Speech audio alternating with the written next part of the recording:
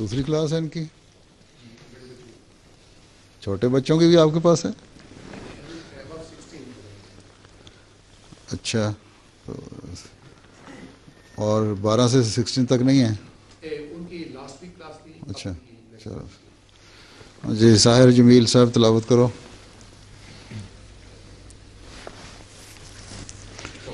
السلام۔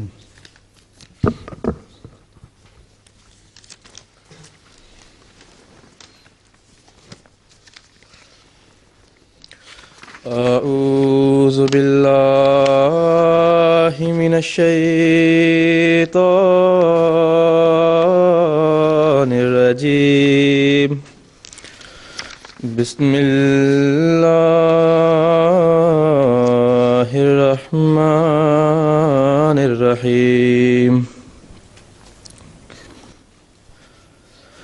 الذين يأكلون الربا لا يقومون إلا كما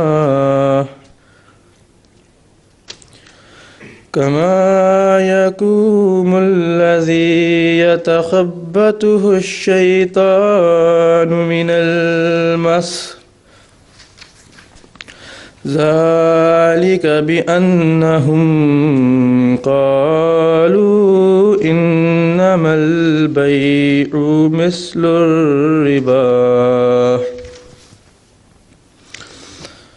فأحل الله البيع وحرم الربا، فمن جاءه موعظة من ربه فانتهى فله ما سلف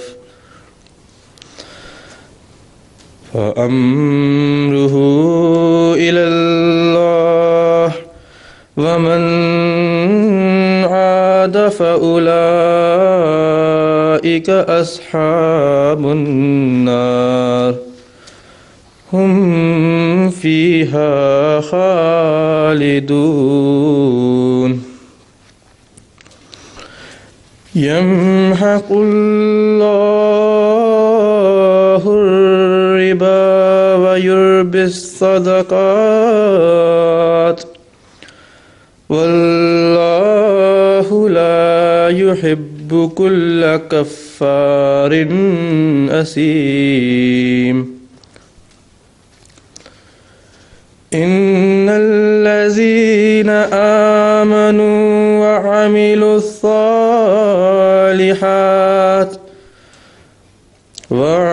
الصالحات وأقاموا الصلاة وآتوا الزكاة لهم أجرهم عند ربهم ولا خوف عليهم ولا هم يحزنون۔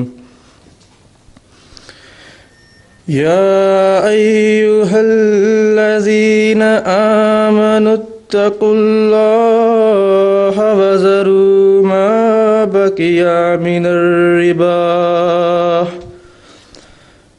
الربا إن كنتم مؤمنين،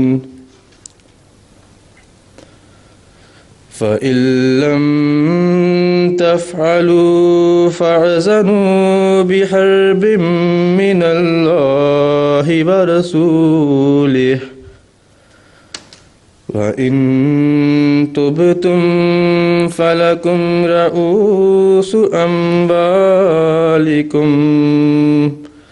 لا تظلمون ولا تظلمون۔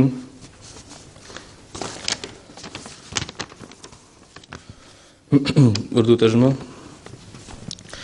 پناہ مانگتا ہوں میں اللہ کی دھتکارے ہوئے شیطان سے۔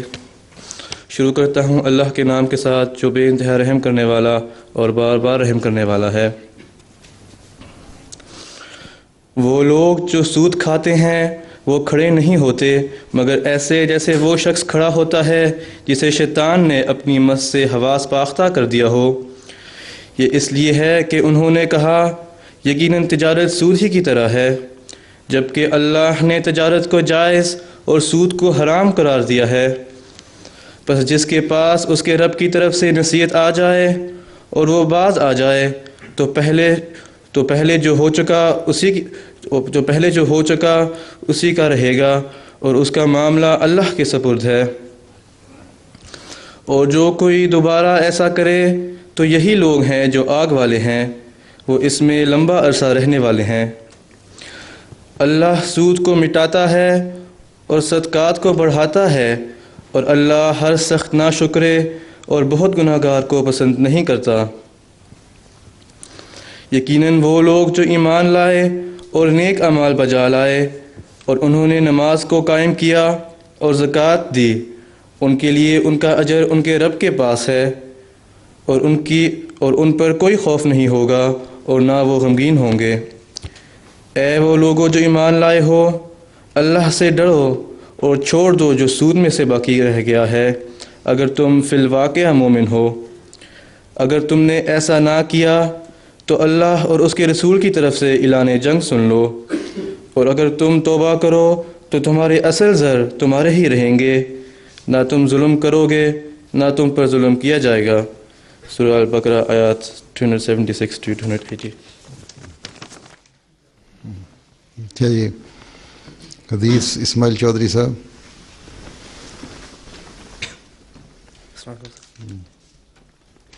اللہم صلی علی محمد وعلی آل محمد کما صلیت علی ابراہیم وعلی آل ابراہیم انک حمید مجید۔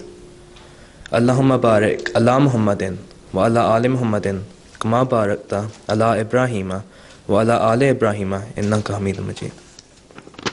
حدیث وعن ابن مسعود رضی اللہ عنہ قال لعن رسول اللہ صلی اللہ علیہ وسلم آکل الربا وموکلہ۔ ترجمہ: حضرت عبداللہ بن مسعود رضی اللہ عنہ سے روایت ہے کہ رسول اللہ صلی اللہ علیہ وسلم نے سود کھانے والے اور کھلانے والے پر لعنت فرمائی ہے۔ مسلم و ریاض الصالحین۔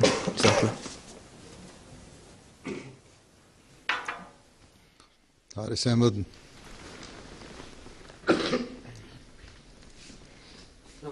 السلام۔ ملفوظات سیدنا مسیح موعود علیہ السلام نے فرمایا، شرع میں سود کی یہ تعریف ہے کہ ایک شخص اپنے فائدے کے لیے دوسرے کو روپیہ قرض دیتا ہے اور فائدہ مقرر کرتا ہے۔ یہ تعریف جہاں صادق آئے گی وہ سود کہلاوے گا۔ ملفوظات جلد پنجم صفحہ 221۔ پھر بعض لوگ ایسے ہیں جو کہتے ہیں کہ سود لینے کے بغیر ہمارا گزارا نہیں ہو سکتا۔ ایسے لوگ کیوں کر متقی کہلا سکتے ہیں؟ خدا تعالیٰ تو وعدہ کرتا ہے کہ میں متقی کو ہر ایک مشکل سے نکالوں گا اور ایسے طور سے رزق دوں گا جو گمان اور وہم میں بھی نہ آ سکے گا۔ اللہ تعالیٰ تو فرماتا ہے کہ جو لوگ ہماری کتاب پر عمل کریں گے ان کو ہر طرف سے، اوپر سے اور نیچے سے رزق دوں گا۔ پھر فرمایا ہے کہ فی السماء رزقکم، جس کا مطلب یہی ہے کہ رزق تمہارا تمہاری اپنی محنتوں اور کوششوں اور منصوبوں سے وابستہ نہیں، وہ اس سے بالا تر ہیں۔ یہ لوگ ان وعدوں سے فائدہ نہیں اٹھاتے اور تقوی اختیار نہیں کرتے۔ جو شخص تقوی اختیار نہیں کرتا وہ معاصی میں غرق رہتا ہے اور بہت سی رکاوٹیں اس کی راہ میں حائل ہو جاتی ہیں۔ ملفوظات جلد ہفتم صفحہ 55۔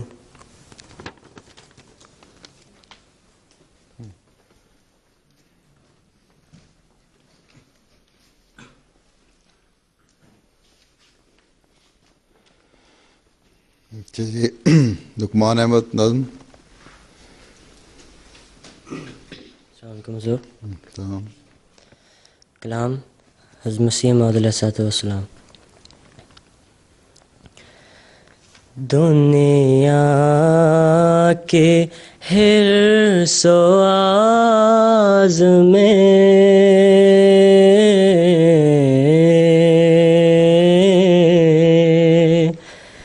کیا کچھ نہ کرتے ہیں، نقصان جو ایک پیسے کا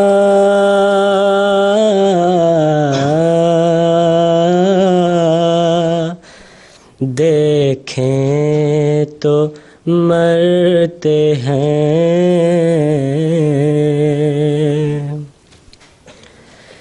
زر سے پیار کرتے ہیں اور دل لگاتے ہیں، زر سے پیار کرتے ہیں اور دل لگاتے ہیں، ہوتے ہیں زر کے ایسے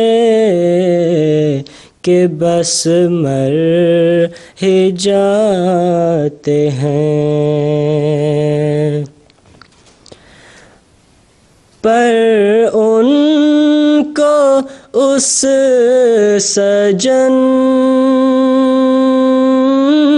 کی طرف کچھ نظر نہیں، پر ان کو اس سجن کی طرف کچھ نظر نہیں، آنکھیں نہیں ہیں، کان نہیں،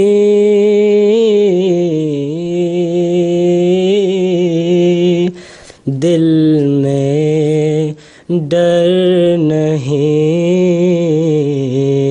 آنکھیں نہیں ہیں، کان نہیں،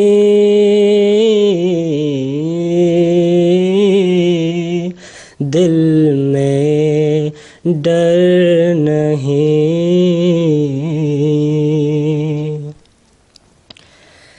دل میں مگر یہی ہے کہ مرنا نہیں کبھی، دل میں مگر یہی ہے کہ مرنا نہیں کبھی، ترک اس عیال و قوم کو کرنا نہیں کبھی، اے غافلاں وفا نہ کند این سرائے خام، اے غافلاں وفا نہ کند این سرائے خام، دنیا دون ماندو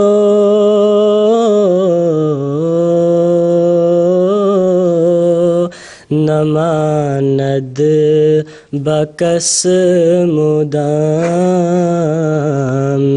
دنیا دون ماندو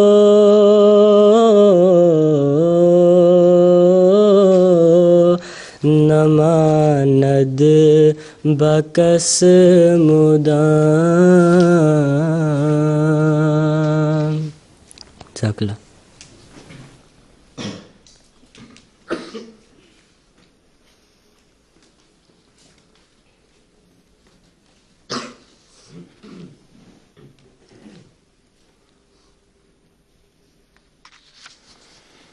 اچھا جی،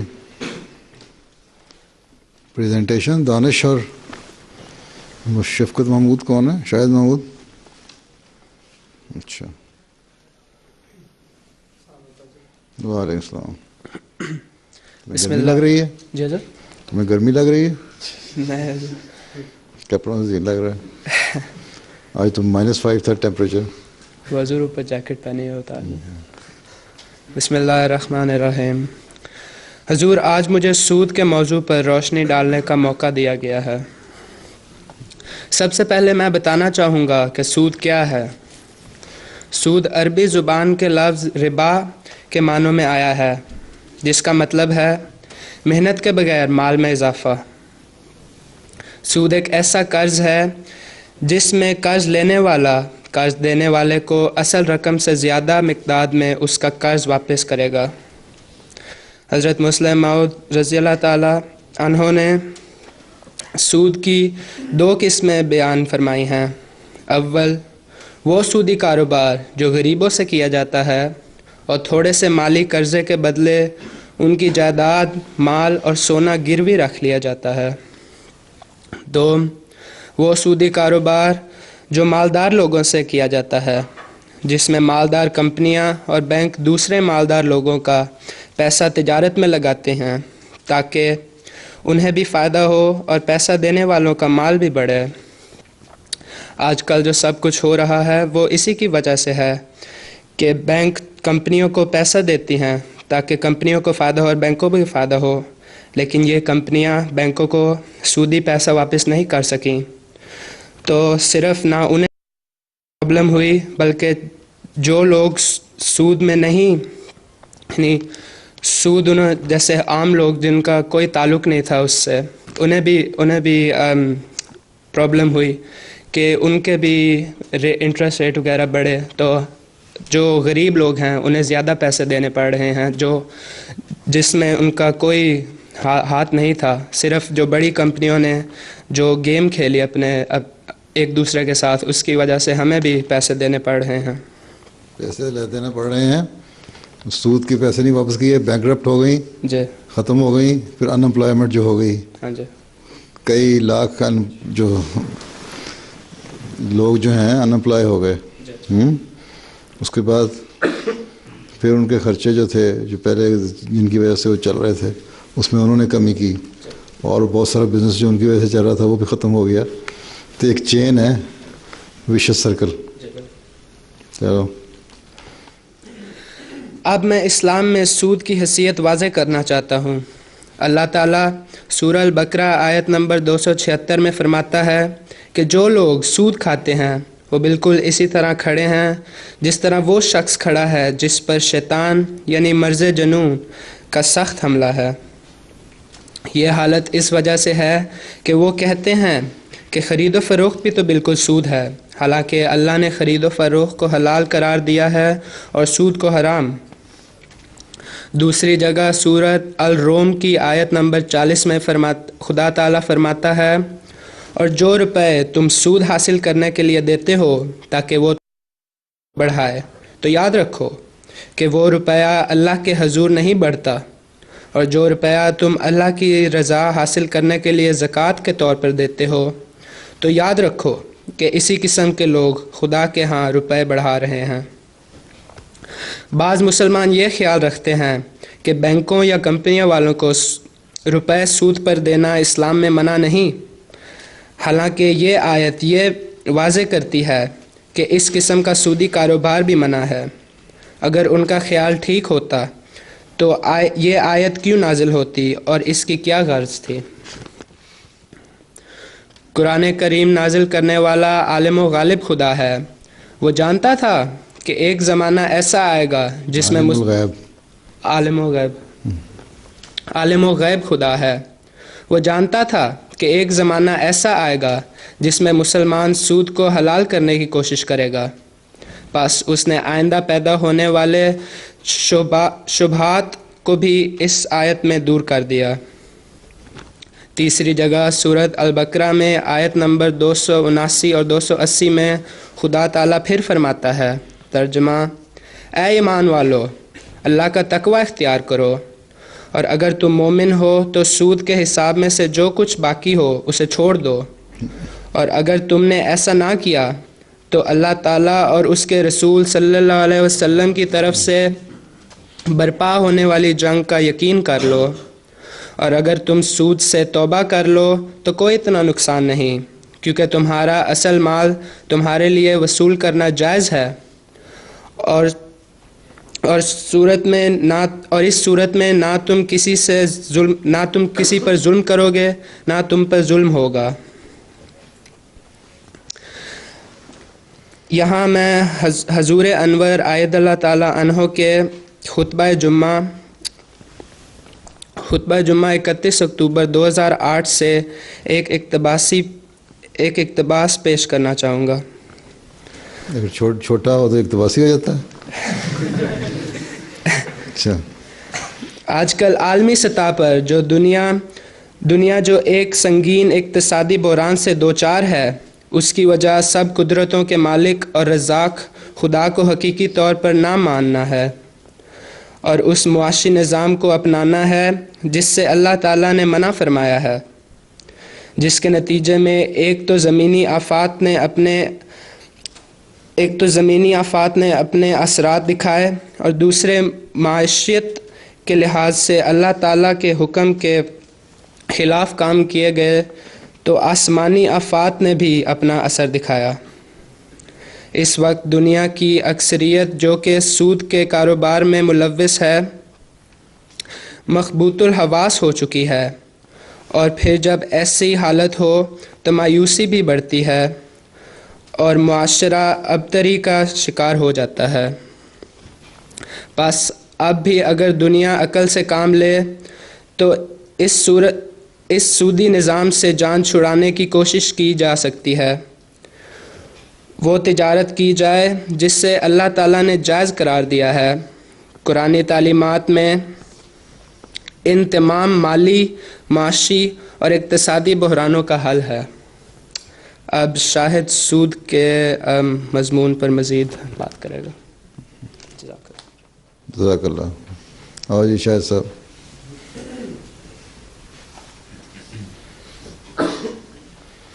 کیا پڑھ رہے ہو شاید؟ جی سر، اے لیولس کر رہا ہوں۔ کیا سبجیکٹس ہیں؟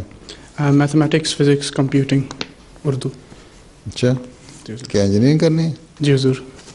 اچھا، میں نے اکنامکس کرنی ہے، تم سود انٹرسٹ پہ پڑھنے لگے۔ اچھا حضور، میں نے بھی آپ کے خطبہ جمعہ سے متاثر ہو کے سود کے اوپر ایک مختصر مضمون تیار کیا تھا۔ اچھا، خود کیا تھا یا کروایا کسی نے؟ میں نے خود کیا تھا، والدہ کے ساتھ اپنی، میری والدہ نے کافی ہیلپ کی تھی۔ اچھا، ماشاء اللہ۔ ان کو اکنامکس سے کچھ مسئلہ؟ وہ تو اردو کی لیکچرر ہیں اور اکنامکس سے تو نہیں ہے، لیکن حضور انہوں نے حضرت خلیفہ مسیح رابع کی کتاب اور حضرت مسلم موعود رضی اللہ تعالیٰ عنہ کی کتاب سے ہیلپ لے کے کیا ہے۔ ٹھیک ہے، اسلام کا اقتصادی نظام۔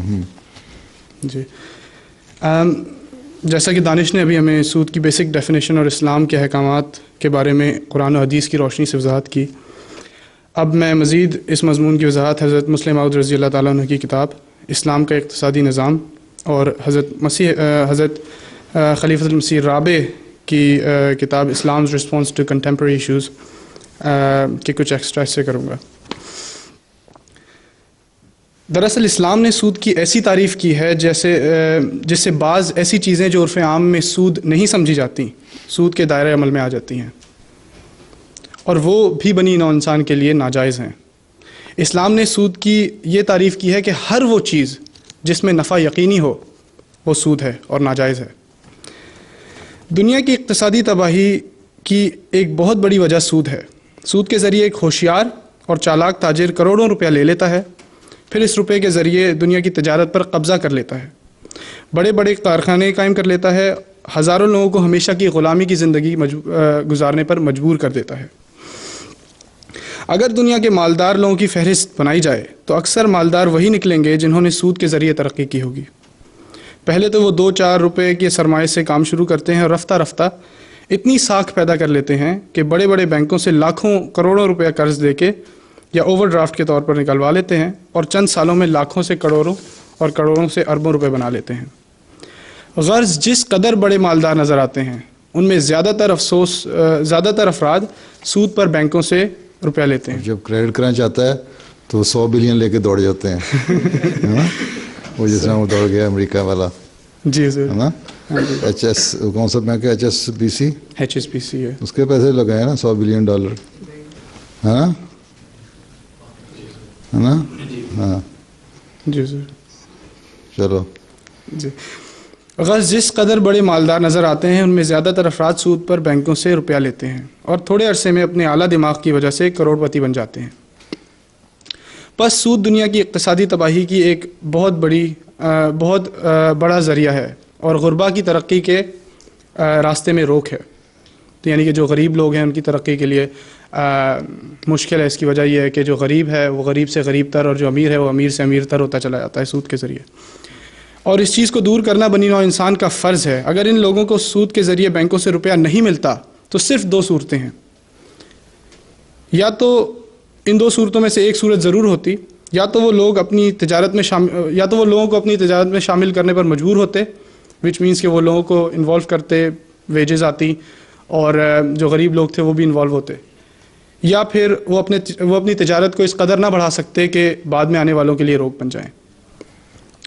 اس کا نتیجہ یہ ہوتا کہ مال ملک میں مناسب تناسب کے ساتھ یعنی کہ ایکولی تقسیم ہوتا اور خاص لوگوں کے پاس حد سے زیادہ روپیہ جمع نہ ہوتا، جو اقتصادی ترقی کے لیے سخت مہلک اور ضرر رساں چیز ہے۔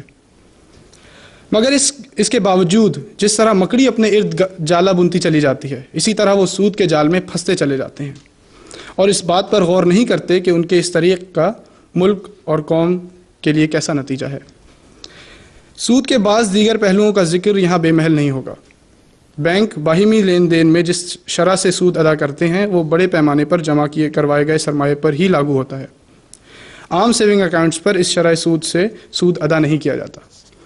اس کا بیسکلی مطلب یہ ہوا کہ اگر آپ بینک میں پیسے جمع کراتے ہیں، لیٹ سے 10,000 پاؤنڈ جمع کراتے ہیں، تو آپ کو واپس اتنا نہیں ملے گا جتنا اگر بینک سے آپ لون لیتے ہیں تو بینک آپ سے زیادہ انٹرسٹ پہ پیسے لے لے گا۔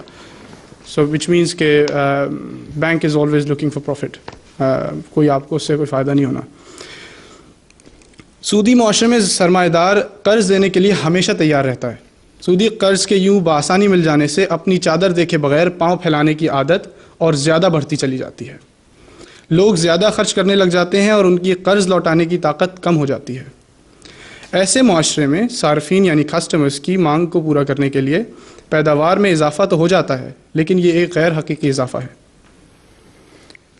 ایک ایسا معاشرہ جہاں معیار زندگی کو بلند سے بلند تر کرنے کی دوڑ ایک جنون کی شکل اختیار کر چکی ہو، وہاں اشیاء صرف یعنی کموڈٹیز کے نت نئے ماڈلز کی تشہیر یعنی پبلسٹی، یعنی کہ وہ جو پبلسٹی کرتے ہیں اس کو دیکھ کے یہ جنون بڑھتا ہی چلا جاتا ہے۔ ان اشتہارات کے ذریعے عوام عمرہ کے پرتعیش یعنی لگژریس طرز زندگی سے متعارف ہوتے ہیں۔ نئے سے نئے ڈیزائنز کے فرنیچر کو دیکھ کر لوگوں کی آنکھیں پھٹی کی پھٹی رہ جاتی ہیں۔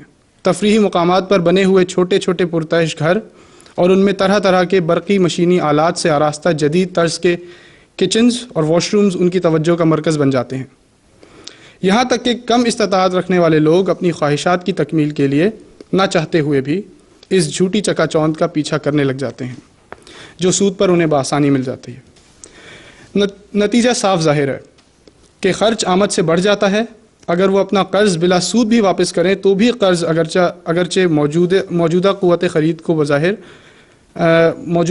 خرید کو تو بظاہر بڑھاتا ہے، لیکن دراصل مستقبل کی قوت خرید کا گلا گھونٹ کر رکھ دیتا ہے، وچ مینس کہ آپ فیوچر میں کچھ خریدنے کے، کچھ اسپینڈنگ کرنے کے قابل نہیں رہتے۔ فار ایگزامپل مثلاً ایک شخص 1000 پاؤنڈ منتھلی کماتا ہے اور فرض کیجئے کہ وہ 40,000 پاؤنڈز قرض لے کر مہنگی چیزیں خرید لیتا ہے، لیٹ سپوز کہ کوئی گاڑی خرید لیتا ہے, گھر کا فرنیچر یا کوئی ایسی چیز خرید لیتا ہے, تو اب اس شخص کی قرض واپس کرنے کی قوت کا تعین اس کی ماہانہ بچت سے ہی ہو سکتا ہے.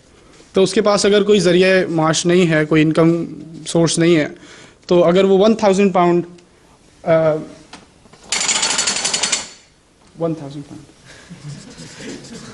تو اگر اس کی انکم 1000 پاؤنڈ ہے تو اور وہ قرض لے لیتا ہے 40,000 پاؤنڈ کسی بھی چیز سے, تو فرض کر لیتے ہیں کہ وہ اپنا پیٹ کاٹ کر بمشکل 600 ماہانہ پر گزارا کرنے کی کوشش کرتا ہے.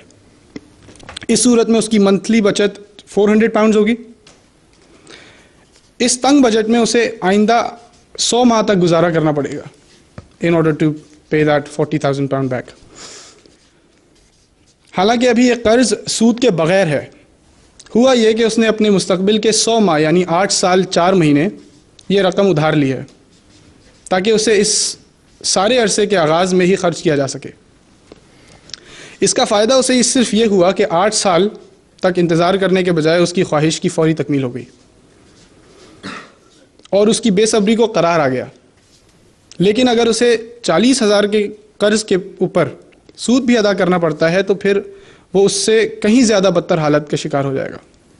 مثال کے طور پہ اگر شرح سود 14% ہے لائک 14%, تو اس کا کل قرض جو اس نے واپس کرنا ہے اس اصل رقم سے کہیں زیادہ بنتا ہے جو اس نے قرض لی ہے.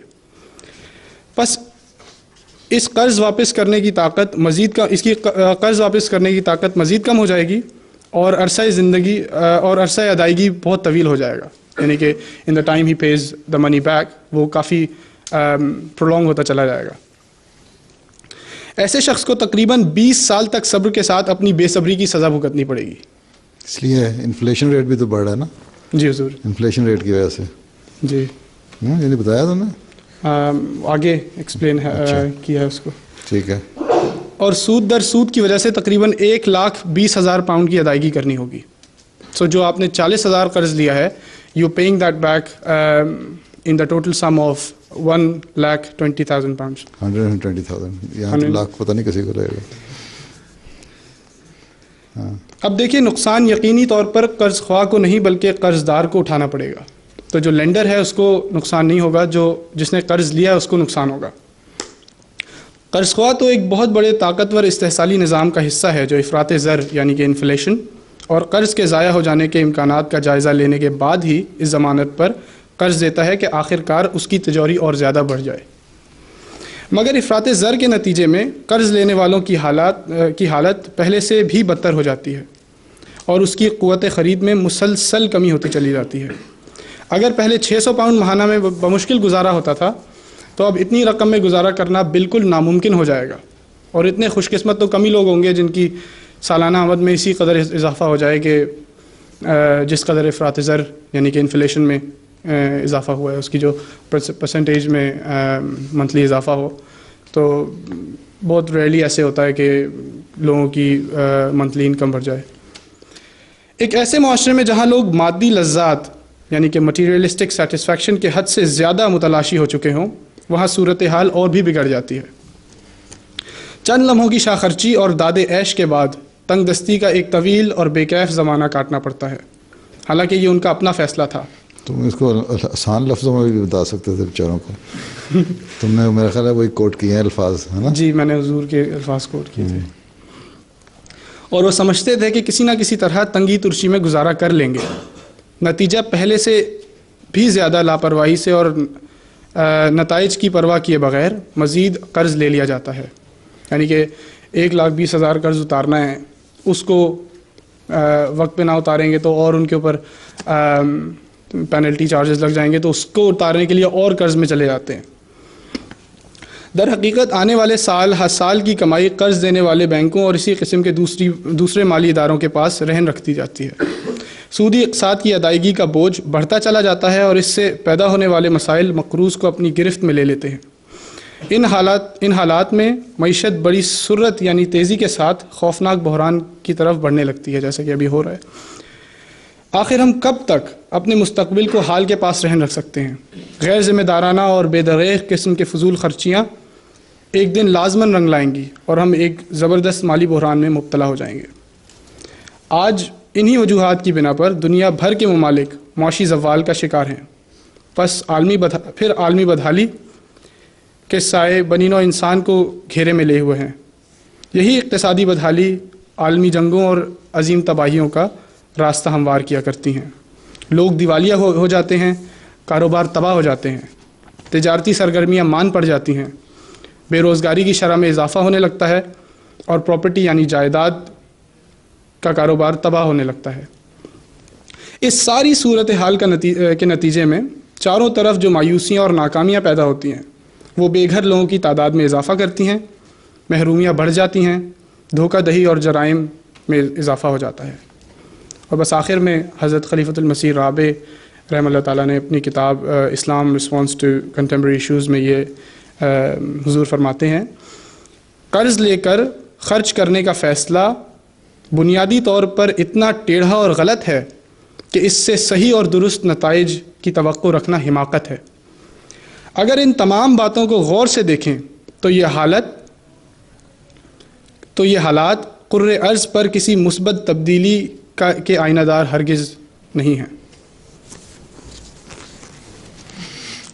چلو جی، ہو گئی؟ جی سر، سمجھ بھی آ گئی تم لوگوں کو؟ کون کون اکنامکس کے اسٹوڈنٹ ہیں؟ اکنامکس پڑھ رہا ہے کوئی؟ چاہے دانش اور وہ تم؟ پھر تم لوگوں کو ہی سمجھ آئی ہوگی، 4-5 آدمیوں کو، اور پھر اس کی اردو بھی کافی اسکیل تھی۔ اچھا، کیا سمجھ آئی تمہیں رافع؟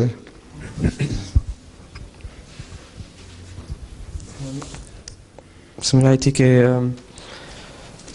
انٹرسٹ ریٹس کا جو بیسک نقصان ہے وہ یہی ہے کہ غریبوں کو بہت نقصان پہنچ رہا ہے، اس لیے جو بینکس ہیں یا جو کمپنیاں وہ کیا ٹرائی کرتی ہیں کہ جب وہ اپنے انٹرسٹ ریٹس کرتی ہیں تو جب وہ پھیلاتی ہیں تو پہلے ہائی ریٹ پہ ہوتے ہیں انٹرسٹ ریٹس، تو جب غریب زیادہ تر لیتے ہیں تو اس کے اگر تھوڑی دیر کے بعد تم لون لیتے ہو تو ہائی انٹرسٹ ریٹ پے کر رہے ہوتے ہو، جب تمہارے سے لون دیتے ہیں بینک تو لو انٹرسٹ دے رہے ہوتے ہیں۔ جی ہاں، آج ایک BBC پہ آ رہا تھا صبح، گارڈن براؤن کے ساتھ ایک انٹرویو ہو رہا تھا، سنا تھا؟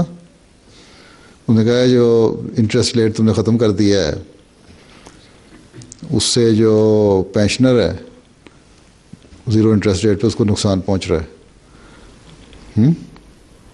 وہ کیوں؟ پینشنر کو 0% نقصان پہنچا ہے، ختم کر دیا۔ غوری صاحب؟ حضور جو ٹیکس دیتے ہیں لوگ اس حساب سے میرے خیال سے ان کا فنڈ بنتا ہے، تو وہ اس پہ حضور جو انہوں نے پیسے سیو اپنے کیے ہوئے ہیں تو اگر ان کا 0% ہو جائے گا تو ان کے پیسوں کا جو انٹرسٹ جو ان کو ملتا ہے ایڈ ہو کے وہ نہیں ملے گا، اور ان کی نہیں مل رہا، ان کو نقصان ہے۔ اس کے لیے انہوں نے کہا گارڈن براؤن نے کہ ہم دیکھ رہے ہیں کہ ان کے لیے کیا کرنا ہے۔ ویسے بھی جو انگلینڈ کے اسٹیٹ بینک جو ہے اس نے جو کیا ہے، بینک آف انگلینڈ نے فیصلہ، اکثر بینک جو ہیں اس نے اس جو ان کی تھی ڈائریکشن یا انٹرسٹ ریٹ کم کرنے کا، اس کو پاس آن تو نہیں کیا جی آگے، نہیں، وہ تو اپنا اسی طرح ریٹ رکھ کے لیے چلے جا رہے ہیں۔ ہاں، انہوں نے کہا ہم نہیں مان سکتے۔ ہاں حضور، اس حوالے سے ایک سوال ہے کہ جیسے پاکستان میں لیٹ سپوز کہ ایک گورنمنٹ کا ملازم ہے، وہ ریٹائر ہوتا ہے، اس کو ریٹائرمنٹ میں 10 لاکھ روپے دیے جاتے ہیں گریچوٹی کے طور پہ یا جی، تو اب اس کے پاس مسئلے مسائل کافی ہیں، پریشان ہے، گھر چلانا ہے، اور اس کے پاس اتنی طاقت اور اتنی استطاعت نہیں ہے کہ وہ ان پیسوں سے کاروبار کر سکے، کیونکہ 10 لاکھ میں تو کوئی کاروبار نہیں ہو سکے گا۔ تو لوگ عموماً کرتے یہ ہیں کہ بینک میں پیسے رکھوا دیتے ہیں، تو بینک ان کو مے بی 10,000 پاؤنڈ یا 10,000 یا 9,000 روپیز دیتے ہیں منتھلی ایز اے انٹرسٹ۔ تو اس صورت میں کیا اسلام کے ہے کہ یہ تو جائز نہیں ہے لیکن دیکھو سود تو بہرحال جائز نہیں ہے جی. جو بھی فکس اماؤنٹ تمہیں ملتا ہے کسی بھی رقم پہ، چاہے وہ گورنمنٹ کو دے رہے ہو یا نہیں دے رہے، اس پہ نہیں ہے. بعض لوگ جو ہیں خیال کے مالک لوگ وہ یہ کہتے ہیں کہ جو حکومت کو دے کے کر رہے ہو، کیونکہ حکومت ان کو اپنے ڈیولپمنٹ اخراجات پہ کر رہی ہوتی ہے، اس کے بدلے میں تمہیں دیتی ہے، اس لیے وہ انٹرسٹ نہیں ہوتا. ایک تو یہ کہ پہلی بات یہ جو جن کو ملتے ہیں اسی طرح رقم، ایک تو وہ پینشن بھی لے رہے ہوتے ہیں، کچھ نہ کچھ خرچ تو ان کا اس سے چل رہا ہوتا ہے جی. دوسرے اب یہ رقم رہ گئی اس کی انویسٹمنٹ کس طرح کرنی ہے. کسی میں اتنا کیلیبر کا آدمی کوئی نہیں ہوتا، بعض ہوتی نہیں صلاحیتیں کہ وہ بزنس کر سکے جی. تو ان کے لیے ایک بانڈس کی اسکیم ہے، وہ جائز ہے جو گورنمنٹ لیتی ہے بانڈ. لیکن فکس اماؤنٹ جہاں بھی آ جاتا ہے وہاں سوچنے والی بات ہے. لیکن اس نظام میں بھی مزید سوچنے کی ضرورت ہے کہ اس کو کس طرح بہتر بنایا جا سکتا ہے، کیونکہ ایک دفعہ مسیم علیہ السلام سے بھی کسی نے سوال کیا تھا، ہم نے فرمایا کہ اس میں نئے اجتہاد کی ضرورت ہے، یعنی کہ دوبارہ سوچنے کی ضرورت ہے کہ کس طرح اس کو ہم نے، لیکن وہ اجتہاد ایسا ہونا چاہیے جو کسی انٹرسٹ کی تعریف میں نہ آتا ہو. تو یہ حکومتوں کا کام ہے کہ اپنے لوگوں کے لیے، ان کو فائدہ پہنچانے کے لیے کس طرح ان کے پیسے کی انویسٹمنٹ اسکیمیں رائج کی جائیں اور اس احتیاط کے ساتھ کی جائیں کہ اس میں انٹرسٹ انوالو نہ ہو. جیسے انہوں نے ابھی اسلامک بینکنگ انٹروڈیوس کرائی ہے. اسلامک بینکنگ جو ہے نا اصل میں وہ شوگر کوٹڈ قسم ہے انٹرسٹ ریٹ کی. جی. اصل میں تو یہی ہے نا، کہتے ہیں کہ ہم انٹرسٹ نہیں دے رہے لیکن فکس اماؤنٹ تو ہوتا ہے. فکسڈ اماؤنٹ ہوتا ہے. پاکستان میں مثلا لیکن انہوں نے اب بینکوں میں یہ کیا ہے، پروفٹ اس کو فکس اماؤنٹ نہیں کہتے، پروفٹ لاس سیونگ اسکیم یا اکاؤنٹ ہیں. اب اس میں وہ صرف یہ بتانے کے لیے کہ ہمارا فکس ریٹ نہیں ہے، کبھی بینک اس کا انٹرسٹ ریٹ 8.1 کر دیتے ہیں، کبھی 7.9 کر دیتے ہیں، کبھی 8 کر دیتے ہیں. تو بالکل تھوڑی سی ویریشن کے اندر وہ اوپر نیچے ہو رہے ہوتے ہیں. ٹھیک. تو یہ بھی ایک طرح کا سوچنے والی بات ہے کہ جائز ہے کہ نہیں، اس پہ سوچنے کی ضرورت ہے. لیکن ایک واضح طور پہ جو سود ہے وہ بہرحال منع ہے. اس کے لیے کیا طریقے اختیار کرنے چاہیے، ایک لمبا مضمون ہے، اس پہ سوچنے کی ضرورت ہے. اکانومسٹ کو بیٹھ کے مسلمانوں کو چاہیے کہ سوچیں اور نکالیں اس کا حل. ٹھیک. لیکن اس کے لیے دیکھو نا، اگر کوئی نہیں کر سکتا اس کے لیے بانڈس کی اسکیم ہے، اور بعض اور اسکیمیں ایسی ہیں جس پہ انویسٹمنٹ کی جا سکتی ہے، اور پھر پیسہ ویسے بھی لگایا جا سکتا ہے دوسروں کے ساتھ، کسی کاروباری آدمی سے اگر ایمانداری ہو معاشرے میں جی، تو اس طرح کی اسکیمیں ہوں کہ ایک جگہ انویسٹمنٹ کی ہے تو وہاں پروفٹ لاس پہ دوسرے کے ساتھ انویسٹ کیا جا سکتا ہے. کیونکہ پاکستان میں تو اس طرح سے کرپشن اتنی زیادہ ہے کہ کوئی بھی کسی کے اوپر ٹرسٹ کرنے کے لیے تیار کھا جائے گا، پیسے لڑ کے دوڑ جائیں گے. یہاں دیکھ لو، اصل میں کرپشن کا پتہ لگتا ہے جہاں کرائسس ہو، جہاں جو اکانومی ہے یا معیشت ہے وہ اوپر نیچے ہو رہی ہو، اسٹیبلٹی نہ ہو، غربت کا امکان ہو، تبھی آدمی کہتا ہے نا جو مجھے آیا ہے وہ کھا جاؤ، اندھے کی طرح،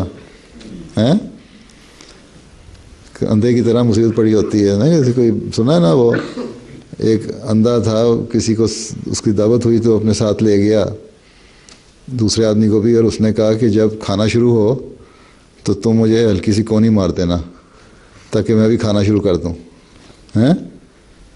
تو وہ غلطی سے جو اس کا آدمی جس کو جو لے کے گیا تھا، جب کھانا آگے آیا ابھی کھانا شروع نہیں ہوا تو وہ غلطی سے اس نے کہیں بازو ہی لایا تو کونی لگ گئی. تو اندھے نے پکڑا، سب اپنے سامنے جو کچھ نہ کچھ اندازہ ہوتا ہے نے اٹھایا اور کھانا شروع کر دیا. وہ آدمی جو ساتھ تھا بڑا شرمندہ ہوا, اس نے زور سے کونی ماری, وہ بول بھی نہیں سکتا تھا, مہمان بیٹھے ہوئے تھے. وہ اندر سمجھا کہ لوگ تیزی سے کھا رہے ہیں, اس نے اور زور سے کھانا شروع کر دیا. اس پہ اور وہ شرمندہ ہوا, اس نے اور زور سے کونی ماری 2 دفعہ.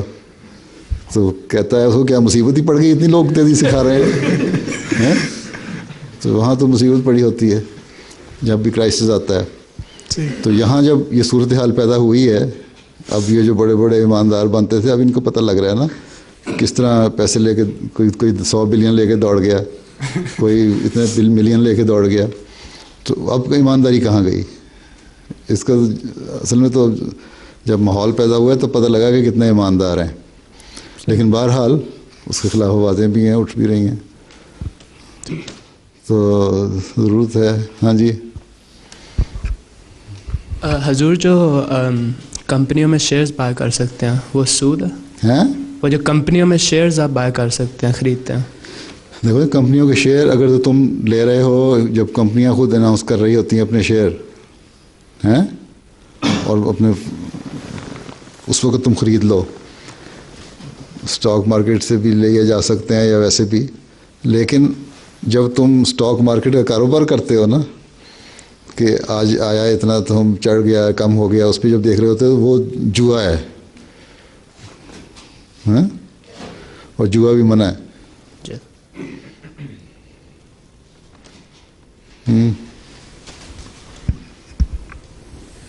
ویسے تو شیئر خریدنے کو ہے, اتنی کمپنیوں کے شیئر ہوتے ہیں, لوگ لیتے ہیں سارے. حضور ایک سوال ہے کہ جیسے سیونگز اکاؤنٹ ہوتے ہیں, جو اگر آپ کوئی بھی نارمل اکاؤنٹ بھی کھلواتے ہیں اس پہ بھی آپ کو کچھ نہ کچھ سود ملتا ہے. تو اگر آپ نے کوئی بھی سیونگ اکاؤنٹ کھلوایا ہے تو اس کے سود کا کیا کرنا چاہیے؟ اس کے سود کا مسیح علیہ السلام نے طریقہ بتایا ہے کہ اس وقت اسلام کی اشاعت کے لیے ضرورت ہے, وہاں خرچ کرنا چاہیے. لیکن یہ مستقل ہدایت نہیں ہے. لوگ سمجھتے ہیں کہ سود لینا جائز ہے اور ہمیشہ ساری عمر چلتا رہے گا, ہمیشہ کے لیے چلتا رہے گا. انہوں نے فرمایا کہ جب اتنے وسائل پیدا ہو جائیں ہمارے پاس کہ ہمیں اشاعت کے لیے پیسوں کی کمی نہ رہے, تو اس وقت اشاعت اسلام کے لیے جو کے نام پہ جو تم سود خرچ کرتے ہو وہ بھی منع ہو جائے گا. جہاں تمہیں حکومت زبردستی دیتی ہے وہاں لو اور لٹریچر کے لیے خرچ کرو, کر سکتے ہو, کہ اس وقت اس کو ضرورت ہے. جی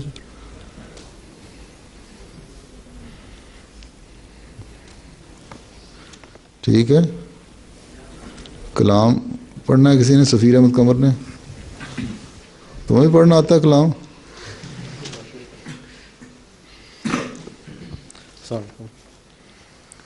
کلام حضرت مسلم رضی اللہ تعالیٰ عنہ. میرے دوستو شرک کو چھوڑ دو تم, کہ یہ سب بلاؤں سے بڑھ کر بلا ہے. میرے دوستو شرک کو چھوڑ دو تم, کہ یہ سب بلاؤں سے بڑھ کر بلا ہے.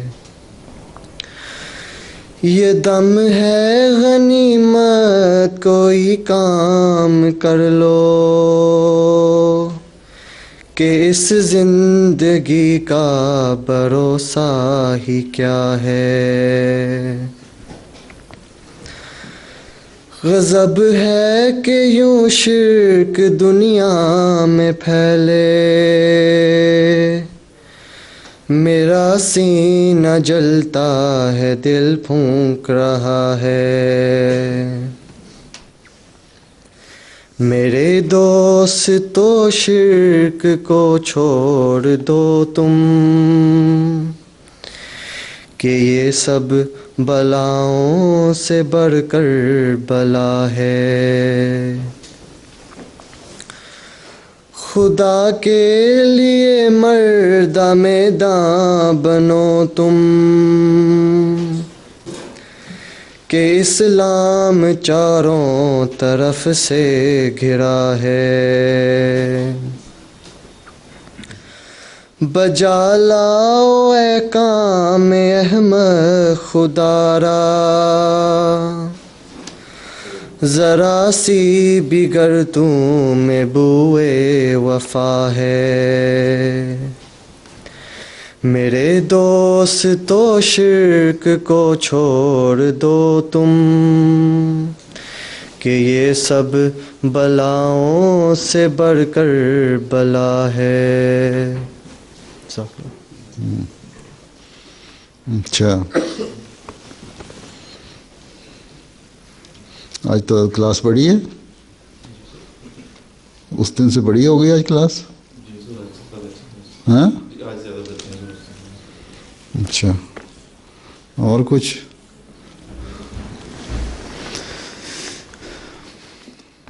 ویسے تو آج کل 10 لاکھ تو کوئی چیز نہیں ہے پاکستان میں، 10 لاکھ تو عام آدمی کو بھی مل جاتے ہیں پینشن کے بعد، تو چھوٹا موٹا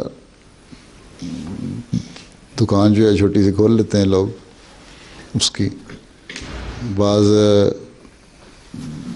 ایسی انویسٹمنٹس ہیں جو کی جاتی ہیں وہاں،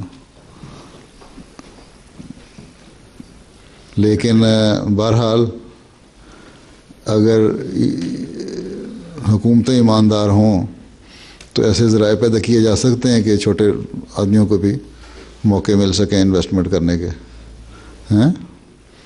کرپشن اتنی ہے کہ حد کوئی نہیں۔ اگر مثلاً پاکستان کے پاس اتنے وسائل ہیں کہ اگر ایماندار حکومت ہو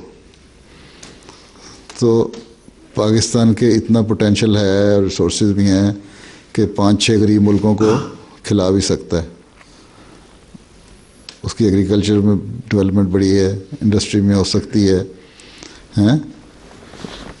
رورل ایریا جو ہے، دیہاتی علاقہ جو ہے، اس کا جو انفلکس شہروں کی طرف آتا ہے، اس کو روکنے کے لیے وہیں کاٹیج انڈسٹری کو ڈیولپ کیا جائے، ہیں؟ اور ہیں وہ اپنے علاقے میں رہیں گے، ایک تو اپنی ان کی جو گاؤں ہے، چھوٹی جگہ ہیں، ان کا اپنا انفراسٹرکچر ڈیولپ ہوگا، ہیں؟ جی، پانی، بجلی، فون وغیرہ کی سہولتیں ہوں گی اس وجہ سے کہ وہاں چھوٹی سی کاٹیج انڈسٹری ہے، چھوٹے چھوٹے کام ہو رہے ہیں۔ پھر اس علاقے میں ایگریکلچر بھی ڈیولپ ہوگی اس وجہ سے کہ لوگ وہیں بیٹھے ہوں گے، اپنے اس طرف بھی توجہ دے سکیں گے، اور شہروں کا بوجھ کم ہو جائے گا، اتنی لیبر کی تمہیں ضرورت جتنی چاہیے اتنی آئے گی وہاں، یا خود لے کر آؤ گے۔ جی، تو انڈسٹریل ایریاز ایسے بعض ڈیولپ کیے جا سکتے ہیں جہاں سے تم لے کے آؤ، اور پھر یہ نہیں ہے کہ سارے آ کے شہر میں سو جائیں، اس کے بعد کوئی لاکھوں آدمی جو ہیں وہ فٹ پاتھ سو رہے ہوتے ہیں لاہور میں، دیکھو تم، یا داتا دربار پہ سو رہے ہوتے ہیں، جا کے وہاں جا کے کھانا کھا لیا، سو گئے فٹ پاتھ پہ، بس موج ہو گئی۔ تو ٹھیک ہے، کچھ نشئی اور ایڈکٹ قسم کے لوگ بھی ہوتے ہیں، جس طرح یہاں بھی ہیں، جی، پائپوں کے اندر، پلوں کے اندر سو رہے ہوتے ہیں، انگلستان میں بھی تم دیکھو گے، ہیں؟ جی، شراب پی کے یا نشہ کر کے، یا وہ جو تمہارے جو ہوتا ہے کوڑا کے ڈھیر یا ویسٹ ہوتی ہے، یا ڈسٹ بنز لوگوں کے ہوتے ہیں، اس میں سے کھول کے وہ اپنے کھانے کی چیزیں بھی تلاش کر رہے ہوتے ہیں۔ لیکن یہ تو نشیوں کی بات ہے، لیکن عمومی طور پہ اگر اس طرح ہو تو ایسا ڈیولپ کیا جا سکتا ہے ان علاقوں میں، لیکن بشرطے کہ حکومتیں بھی ایماندار ہوں۔ حضور، ہمارے پاکستان کے جو حکمران ہیں، ان کی باہر کی دنیا کی جو انہوں نے بینکوں میں پیسے سیو کر کے رکھے ہیں، وہی اگر وہ جو وہ کھا چکے ہیں پیسہ، وہی واپس کر دیں، تو بڑا مسئلہ حل ہو جائے۔ کوئی سوئس بینکوں میں رکھے ہوئے ہیں، کوئی کہیں رکھے ہوئے ہیں، جی، اور امیر جو پاکستان میں امیر اور غریب کا گیپ ہے وہ بہت وسیع ہوتا جا رہا ہے۔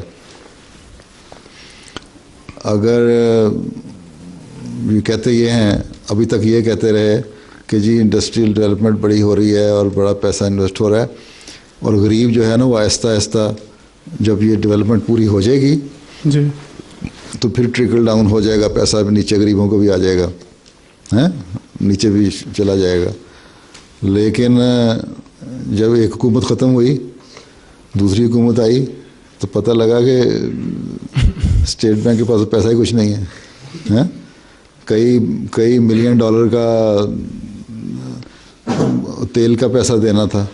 پھر جو نئی حکومت آئی وہ گئے سعودی عرب حکومت کے پاس کہ ہمیں تیل معاف کر دو پچھلے پیسے اور تھوڑا سا تیل دے دو یا لانگ ٹرم آسانی سہولتیں پیدا کر لو. تو یہ چیزیں ہیں. اصل تو ایمانداری چیز ہے.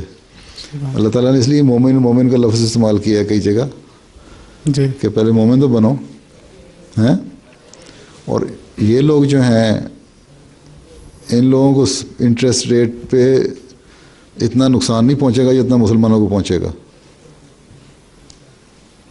کیونکہ یہ ان کو نقصان پہنچ رہا ہے اور پہنچے گا. اور اس کی وجہ سے ان کو اس طرح بھی پہنچ رہا ہے کہ اب دوسری جنگ عظیم میں ان کے پاس پیسہ ختم ہو گیا تھا. مثلا انہوں نے بزنس مینوں سے پیسہ لیا بڑے بڑے لوگوں سے جی. اور وہ کون تھے؟ وہ ان کے اپنے ویسٹرن انٹرسٹ سے انہوں نے ان شرطوں کے اوپر پیسہ دیا حکومتوں کو جنگ لمبی کرنے کے لیے ہیں جی. تو پھر دوسروں کے ہاتھ میں کھلونا بن جاتا ہے. اب یہ جو فساد آج کل پیدا ہوا ہے اسرائیل اور فلسطین کا, جی. یہ اسی کا نتیجہ ہے نا کہ جو پیسہ کھایا تھا ہم لوگوں سے, یہودیوں کاروباری لوگوں سے یا دوسروں سے, اس کے نتیجے میں پھر وہاں فلسطین بسایا گیا یا اسرائیل بسایا گیا. پھر آگے ایک نیا فساد کی گھر کھل گیا. تو وہ اپنے طور پہ ایک ویشس سرکل میں ایک اس میں سائیکل میں آ چکے ہیں جہاں سے ان کو بھی نہیں پتہ لگ رہا کس طرح نکلیں گے. لیکن سود میرے نزدیک, کیونکہ اللہ تعالیٰ مومنوں کو کہتا ہے کہ تمہیں نہیں کھانا, اس لیے مومنوں کو بہرحال زیادہ نقصان پہنچے گا. وہ لوگ جو یہ دعویٰ کرتے ہیں کہ ہم اللہ پہ ایمان لانے والے ہیں اور آپ صلی اللہ پہ ایمان لانے والے ہیں, یہ لوگ پھر شاید نکل آئیں تھوڑی دیر بعد, لیکن مسلمان اس میں پھنستے چلے جائیں گے. اور اب مسلمانوں کا جو پیسہ ہے بہت سارے آئل ملکوں کا,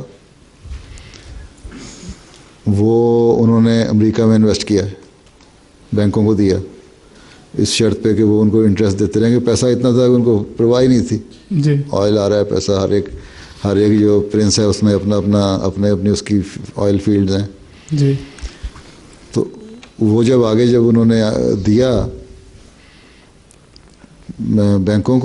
بینکوں نے آگے انویسٹ کر دیا کھلا بغیر شرطوں کے.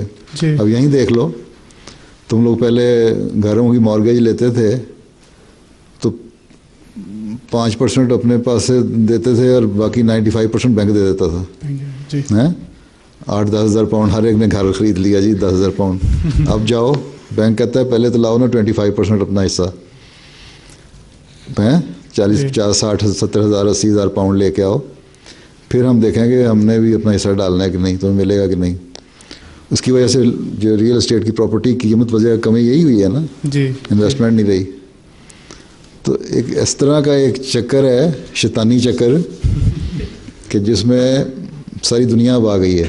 لیکن میرے نزدیک مسلمانوں کو زیادہ نقصان ہوگا. ٹھیک. اچھا, السلام علیکم.